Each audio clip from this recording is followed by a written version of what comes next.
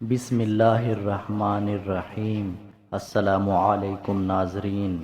حضرت انس بن مالک رضی اللہ عنہ سے روایت ہے کہ نبی کریم صلی اللہ علیہ وسلم نے ارشاد فرمایا، آزمائش جتنی بڑی ہوتی ہے اس حساب سے اس کا بدلہ بھی بڑا ہوتا ہے، اور اللہ تعالی جب کسی قوم کو پسند فرماتا ہے تو اس کو آزمائش سے دوچار کرتا ہے۔ بس جو کوئی اس سے راضی و خوش رہے تو وہ اس سے راضی رہتا ہے، اور جو کوئی اس سے خفا ہو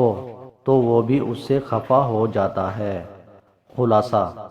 اس حدیث میں نبی صلی اللہ علیہ وسلم ہمیں بتا رہے ہیں کہ مومن کو اس کے جان و مال وغیرہ میں مصیبتوں کا سامنا کرنا پڑتا ہے، اور اگر وہ صبر کرے گا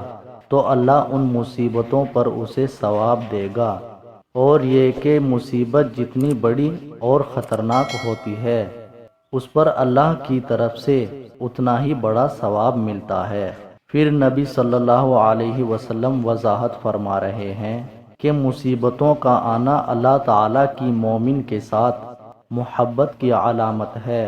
اور یہ کہ جو اللہ کی قضا و قدر میں لکھا ہے وہ لا محالہ ہو کر رہتا ہے، لیکن جو شخص صبر و رضا کا مظاہرہ کرتا ہے اسے اللہ تعالی اپنی رضا کے ساتھ نوازے گا اور اسے ثواب دے گا، اور جو خفا ہوتا ہے اور اللہ کی قضا و قدر کو ناپسند کرتا ہے اللہ بھی اس پر خفا ہوتا ہے اور اسے سزا دیتا ہے۔